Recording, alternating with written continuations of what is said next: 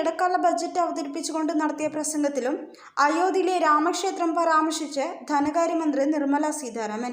പുരപ്ര solar പദ്ധതി നടപ്പാക്കുന്നത് സംബന്ധിച്ചുള്ള പ്രഖ്യാപനത്തിലാണ് രാമക്ഷേത്രത്തിലെ പ്രതിഷ്ഠാ ദിനത്തിൽ പ്രധാനമന്ത്രി നരേന്ദ്രമോദി നടത്തിയ പ്രഖ്യാപനം അനുസരിച്ചുള്ളതാണ് ഈ പദ്ധതിയെന്ന് ധനകാര്യമന്ത്രി വിശദീകരിച്ചത്.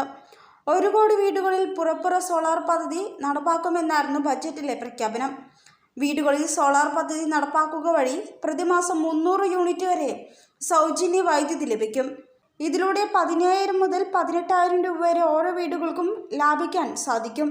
ഇതിനു പുറമെ അധികമുള്ള വൈദ്യുതി വിതരണ കമ്പനികൾക്ക് വിൽക്കാനുള്ള അവസരം കൈവരുന്നു. വൈദ്യുത വാഹനങ്ങളുടെ ചാർജിങ്ങിനും സോളാർ പ്ലാന്റുകൾ സഹായകമാകും. സോളാർ പ്ലാന്റുകൾ സ്ഥാപിക്കുന്നതിനും അതിൻ്റെ ഭാഗങ്ങൾ എത്തിക്കുന്നതിനും വിതരണം ചെയ്യുന്നതിനുമുള്ള വലിയ സംരംഭകത്വ അവസരങ്ങളും പദ്ധതിക്ക് അനുബന്ധമായി കൈവരും. സോളാർ പ്ലാന്റുകളുടെ ഘടകങ്ങളുടെ നിർമ്മാണം, സ്ഥാപനം, അറ്റകുറ്റപ്പണികൾ എന്നിവയിൽ സാങ്കേതിക വൈഭവമുള്ള യുവാക്കൾക്ക് തൊഴിലവസരങ്ങളും ഈ പദ്ധതിയിലൂടെ കൈവരുമെന്നും ബജറ്റ് പ്രസംഗത്തിൽ വിശദീകരിക്കുന്നു.